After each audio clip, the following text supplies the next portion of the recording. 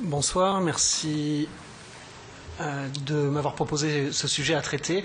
Vous verrez que j'ai choisi des couleurs un peu vives vu la thématique et l'heure. Je pense que ça pourra peut-être faciliter un petit peu les choses. Donc je vais vous parler du monitoring de la sédation en réanimation pédiatrique. Je n'ai pas de conflit d'intérêt dans cette intervention. Alors, vous verrez qu'il y a déjà des choses qu'on a abordées dans les présentations précédentes qui vont revenir, forcément. Les objectifs de la sédation sont extrêmement clairs et on sait tous pourquoi on sédate les patients. On vise à assurer le confort des patients, à limiter la douleur, l'anxiété, assurer la sécurité du patient, bien entendu. Le retrait des drains thoraciques et l'extubation accidentelle dont on parlait tout à l'heure sont vraiment des choses qu'on souhaite éviter. Faciliter les soins aussi, qui sont souvent douloureux. Bien sûr, l'adaptation à la ventilation mécanique, qui est probablement un des objectifs essentiels. Limiter les phénomènes de stress post-traumatique. Et dans certains cas, une sédation qu'on dit thérapeutique, j'aime pas trop ce terme, comme si les autres sédations n'étaient pas thérapeutiques. En pratique, en général, c'est qu'on souhaite traiter les patients, mais en tout cas une sédation profonde qui vise à traiter certaines pathologies. Donc, en général, selon l'état du patient, et on en a déjà parlé, on visera soit une sédation légère et à modérée, avec un patient qui est calme et qui répond à la stimulation, qui est coopérant, et qui maintient une ventilation spontanée. Dans d'autres cas, les sédations profondes, on visera d'avoir un patient profondément endormi, qui ne répond pas, ou peu, l'absence de ventilation, et un patient strictement immobile, voire paralysé par l'écureur. Pardon. Alors, il est difficile de trouver l'équilibre entre l'excès de sédation, qui va être responsable de complications, la prolongation de la ventilation mécanique, on en a déjà parlé également, et puis bien d'autres, et puis le défaut de sédation, où là encore on a l'inconfort, les douleurs, et puis d'autres effets dont on a également parlé. Donc l'objectif pour les médecins et les infirmières, qui sont souvent en première ligne dans ce traitement-là, ça va être d'évaluer et d'adapter la sédation. Donc, clairement, il va falloir faire le point sur la profondeur de la sédation. Quelles sont les pratiques à l'heure actuelle? Il y a 3 travaux que je vous rapporte ici, ce n'est pas une revue exhaustive. 2 travaux anciens, celui-là le plus important, un travail américain de 2002, qui réunissait 145 centres sur 284 aux USA, et qui montrait que seulement 13% des centres avaient des protocoles de sédation écrits, ce qui est relativement peu, mais que 57% utilisaient quand même des scores cliniques.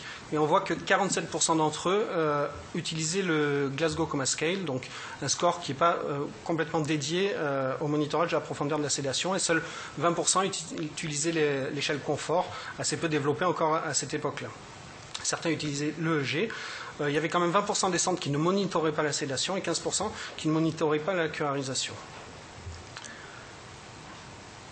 Un deuxième travail en Angleterre cette fois, à peu près à la même époque, 18 centres sur 27 en Angleterre, 9 qui avaient des protocoles écrits de sédation, 8 des protocoles mais non écrits, alors ça reste un petit peu flou, 7 qui monitorent la sédation des patients ventilés, 6 qui utilisent un score local et un seul centre qui utilisait la Comfort Scale.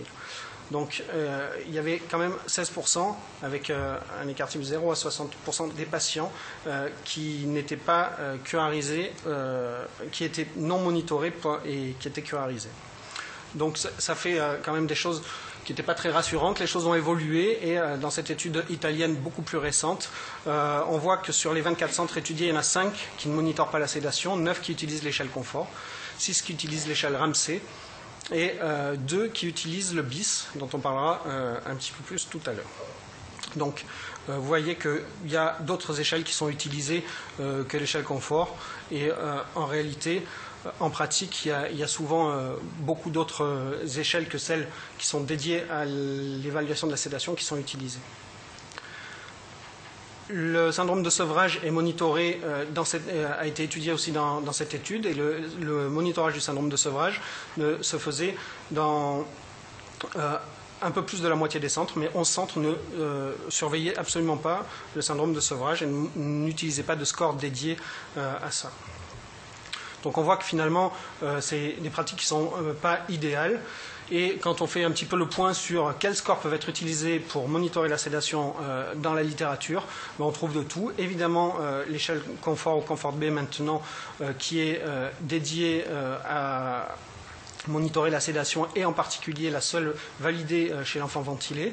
Et puis des scores qu'on utilise en général chez l'adulte, mais qui vont être également utilisés chez l'enfant ou le grand enfant, en particulier le VA par exemple. Et puis deux scores qui sont validés mais qui ne sont pas validés pour le patient ventilé, SBS et UMS, c'est des scores qui sont... le SBS est un score dont on va reparler un peu plus largement. Et puis un très grand nombre de scores qui sont dédiés simplement à l'exploration de la douleur et qui sont utilisés dans beaucoup de travaux. Il y en a sûrement encore d'autres.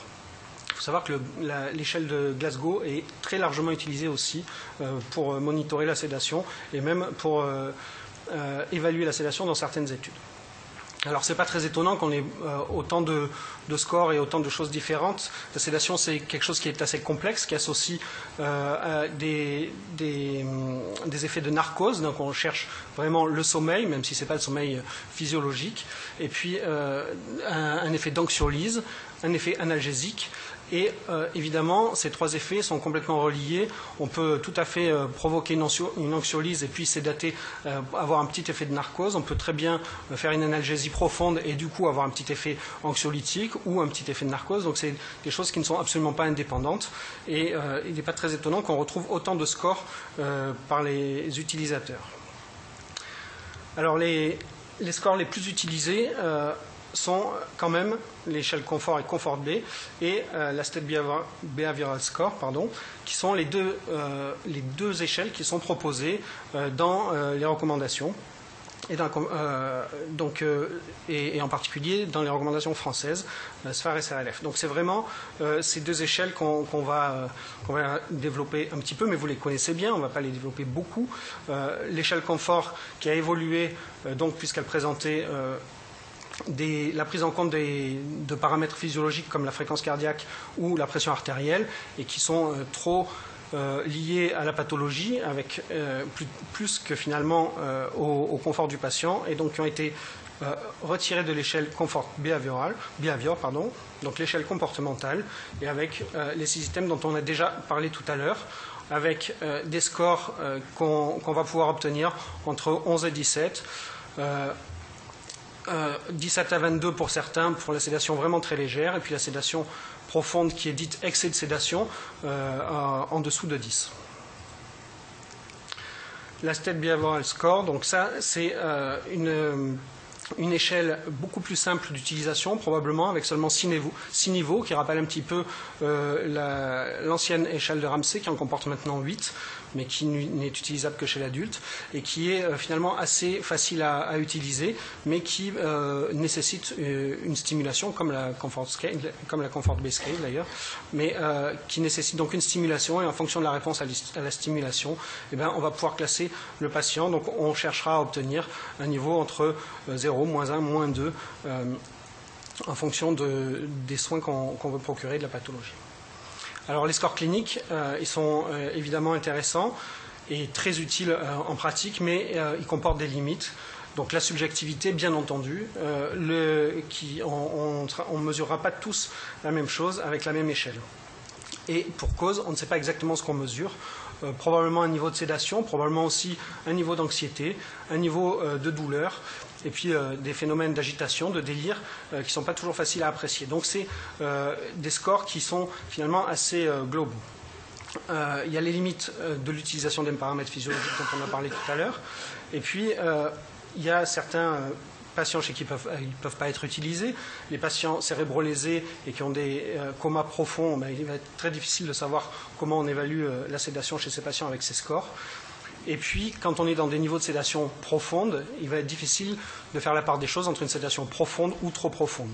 Et c'est la même chose lorsqu'on utilise des cureurs. Donc ces scores sont limités et de fait ont été développés des techniques pour essayer d'analyser l'activité cérébrale, d'avoir une évaluation objective, utiliser le signal électrique du cerveau pour pouvoir l'analyser, soit avec un signal qui est spontané, donc le EEG qui va être analysé. Il y a différentes techniques qu'on ne va pas toutes passer en détail, et puis qui sont en réponse à un stimuli, en particulier les PEA qui ont été étudiés. Donc l'index bispectral, c'est lui qui a été le plus utilisé en réanimation pédiatrique. Vous voyez qu'il y a des photos qui reviennent et des moniteurs que certains connaissent déjà. Une petite électrode qui est effectivement facile à placer et qui va permettre de donner un signal et finalement un chiffre qui va être un niveau de sédation. Alors le principe, il est simple, on place ces électrodes et on obtient un EEG numérisé brut. Et ce signal va être transformé par une formule mathématique en une somme de sinusoïdes qui va, si on les somme, redonner le signal initial. Exactement comme on va décomposer la lumière avec un prisme. Ces sinusoïdes vont être traités et on va classer en fonction de leur fréquence. On va les classer en fonction de leur fréquence pour obtenir un spectre de fréquence. Donc, on va pouvoir étudier avec ça la puissance totale du spectre, le front de fréquence totale, donc la fréquence dans laquelle 90% des ondes sont placées, et la fréquence médiane. Et puis, plus finalement le sommeil sera profond, et plus ces tracés seront organisés, et plus le spectre de fréquence va se déplacer vers la gauche. L'analyse bispectrale va analyser 2 à 2 chaque sinusoïde, il y en a beaucoup, et chaque sinusoïde en fonction de leur phase. Et lorsque ces sinusoïdes sont synchronisés, comme ici, eh ben, on va compter le nombre de sinusoïdes qui sont synchronisés 2 à 2, et plus il va y en avoir, et plus le sommeil va être profond, plus on dort profondément, plus la sédation est profonde, et plus la synchronisation va être importante. Et à partir de là, on va pouvoir déterminer un pourcentage d'organisation de ces tracés. Enfin, l'index bispectral prend aussi en compte un pourcentage d'activité dit très faible sur le signal initial, et puis un pourcentage de burst suppression où il n'y a plus d'activité du tout. Et avec tout ça, eh ben, on va pouvoir obtenir ce fameux chiffre qui va varier entre 0 et 100. Alors 0, c'est vraiment le EEG plat, mais en général, on va chercher à avoir des scores donc, qui vont être de 90 à 100 lorsque les patients sont éveillés. Et puis il y a une perte de conscience qui va se faire entre 70 et 90 selon les patients. Une sédation légère de 60 à 80, profonde entre 40 et 60, et en dessous probablement une sédation trop importante. C'est des scores qui ont été... Alors c'est un algorithme qui a été validé chez l'adulte, puis chez l'enfant secondairement, mais pas chez les enfants de moins de 2 ans. Quelle corrélation il y a entre ces scores et entre le BIS et les scores cliniques? Alors, pas mal de littérature, mais quand on regarde les courbes comme ça rapidement, ben on voit que quand même il y a, bon, certes une corrélation, mais que ça ne paraît pas magnifique. Quand on fait le tour de toutes les études qui ont comparé ce BIS aux différentes échelles, ben on voit que bon, dans le meilleur des cas, on a un 0,59, mais sinon qu'on a des facteurs de corrélation qui sont extrêmement... Bon, qui sont toujours très significatifs, mais pas très élevés dans l'ensemble. Donc c'est quand même quelque chose qui est assez incertain, on va dire. Dans cette étude, une étude la plus récente sur une équipe qui a beaucoup travaillé là-dessus, on retrouve, ils ont également étudié ces corrélations en fonction de l'âge. Et contrairement à ce qui est rapporté dans la littérature en anesthésie, on ne retrouve pas vraiment de différence. Et les enfants de moins de 6 mois, finalement, ont des corrélations qui sont tout à fait correctes, voire même parfois meilleures que les enfants plus grands. Ce qui est important de noter, c'est que lorsque les patients sont curarisés, à ce moment-là, l'échelle de confort va surestimer la profondeur de la sédation. Et c'est peu étonnant puisque la réponse à la stimulation est complètement nulle. Donc le score va être forcément extrêmement bas. Donc ça, c'est quelque chose qu'on retrouve. Inversement, quand les patients ne sont pas curarisés, ben on voit que l'échelle confort, au contraire, risque de surestimer le niveau de sédation. Donc dans les deux sens, on peut avoir des anomalies chez les patients qui sont ou très fortement sédatés ou bien curarisés. Donc des corrélations qui sont médiocres, mais ce n'est pas très étonnant, parce qu'en fait, on ne mesure pas la même chose. Clairement, avec le BIS, on évalue la profondeur de l'hypnose. C'est vraiment quelque chose qui a été dédié à l'anesthésie, mais on sait parfaitement que les patients peuvent avoir mal, bien que très profondément endormis. Le score confort est un score composite qui fait une évaluation globale, comme on en a parlé tout à l'heure. Donc là où on essayait de valider une mesure de BIS par rapport à des scores qu'on utilisait en pratique, finalement, on a plutôt montré que l'échelle de confort n'est pas très utile dans certaines situations, en particulier dans les sédations très très profondes. Évidemment, le problème, c'est le problème de gold standard, puisque ni l'une ni l'autre des mesures ne peuvent être considérées comme gold standard.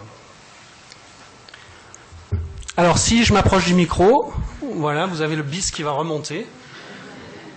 Et en fait, c'est exactement la même chose qui se passe quand on stimule les patients qui sont endormis en réanimation. Vous voyez que pour un BIS qui se trouve autour de 60-70, on va avoir une élévation du signal qui va se faire à partir du moment où on fait une aspiration trachéale, mais simplement aussi quand on fait une reposition ou quand il y a la famille qui vient. Vous voyez, là encore une nouvelle aspiration. Donc en pratique, ce BIS peut quand même peut-être avoir une utilité, mais ce n'est pas du tout exploré chez l'enfant. Il n'y a aucune donnée là-dessus. C'est vraiment quelque chose qui a juste un petit peu été exploré chez l'adulte et encore pas beaucoup. Ce qui est montré, c'est que ces effets douloureux sont gommés par l'administration des morphiniques. Donc le BIS, finalement, pourrait peut-être, au milieu de la sédation, permettre de voir si oui ou non un patient ressent quelque chose et prend conscience d'un phénomène douloureux. Alors le BIS a également des limites. C'est évidemment la pathologie neurologique centrale, tous les traumatismes et tous les états de mal épileptique, par exemple, on ne pourra pas les étudier. La validité chez le petit enfant, l'utilisation de la kétamine et du protoxyde d'azote, et ça, surtout de la kétamine, c'est un énorme écueil, c'est que la kétamine va augmenter le signal du BIS. Donc c'est une situation un petit peu délicate, étant donné la grande utilisation de la kétamine. Il faut voir aussi que ça peut sous-évaluer la sédation lors de l'utilisation des curares, puisque les curares paralysent complètement les muscles, et dans le signal du BIS, il y a intégré le signal EMG. Donc le BIS va baisser artificiellement lorsqu'on va utiliser des curares, non pas que les curares endorment, mais bien qu'on arrête le signal électrique musculaire. L'hypothermie aussi, et puis il n'y a pas de différence entre les phases de sommeil naturelles ou médicamenteux avec le BIS, donc ça c'est aussi très dommage. Aucune étude n'a montré un bénéfice, en tout cas à l'utilisation du BIS en réanimation, sur quelque plan que ce soit. Cette diapo, je passe rapidement parce qu'il m'en reste quelques-unes et que je vais être un peu court, mais on en a parlé tout à l'heure. Les outils qu'on utilise, ils ne sont pas efficaces. Effectivement, il y a beaucoup de patients qui ne sont pas sédatés correctement, comme vous pouvez le voir, la sursédation ou bien au contraire un défaut de sédation. Donc c'est des outils qui ne sont pas suffisants. Il y a nécessité de mettre en place une surveillance probablement multimodale, nécessité de valider des algorithmes avec probablement différentes méthodes de surveillance de la sédation en fonction de la profondeur de la sédation. Autre solution, c'est d'explorer d'autres méthodes.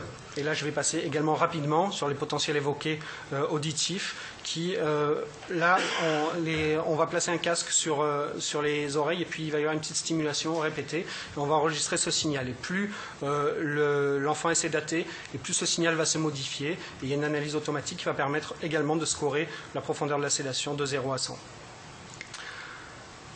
Je vais passer vite là-dessus. La curarisation doit également être monitorée. Alors, encore une fois, il n'y a pas d'effet sédatif des curares, donc on risque pas mal de choses à ne pas monitorer la curarisation. La première chose, c'est qu'il y a un risque de surdosage avec les complications de réanimation que ça entraîne, en particulier musculaire, un risque de sous-dosage avec des traitements non optimisés, et puis un risque de sédation insuffisante, même si elle n'est pas directement liée à l'utilisation des curares.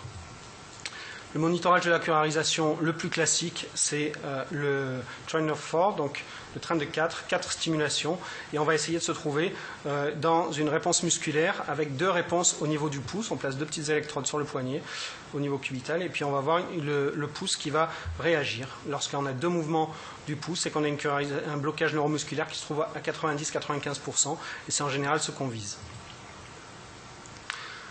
Enfin, il y a le sevrage de la sédation. Il est recommandé de prendre en compte le risque de syndrome de sevrage à compter de 7 jours dans les recommandations. En pratique, c'est souvent 5 jours qu'on voit apparaître dans la littérature. Il faut savoir qu'il y a des différences entre sevrage aux opioïdes et aux benzodiazépines et que les scores utilisés dans la littérature sont nombreux. Le plus souvent, les 4 premiers sont des scores qui sont utilisés uniquement, qui ont été bâtis uniquement sur la néonatologie et le sevrage du nouveau-né aux opioïdes des mères toxicomanes. Donc c'est des scores qui sont assez mal adaptés. Il y a 2 scores qui sont validés dans la littérature. Le premier qui n'a pas été validé prospectivement en réanimation. Le second qui, lui, a été, mais pour lequel les auteurs ont développé un nouveau score. Donc je passe rapidement dessus. Ce score qui a été validé proposé en 2008, validé avec une validation externe très récente dans Pain. Qui est assez intéressant, donc Withdrawal Assessment Tool Version. Donc c'est la première version, je pense qu'ils envisagent peut-être d'en faire plusieurs, mais en tout cas ils l'ont appelé 1, qui a une très bonne sensibilité, une très bonne spécificité dans le syndrome du sevrage, avec un cutoff à 3. En conclusion, il faut monitorer la sédation dès qu'on l'instaure, ça c'est certain. Il faut utiliser l'échelle Comfort B ou le SBS. Le BIS peut avoir une place, mais jamais seul. Et puis surtout, il faut connaître ses limites. Et il faut monitorer la curarisation et le syndrome de sevrage. Je vous remercie.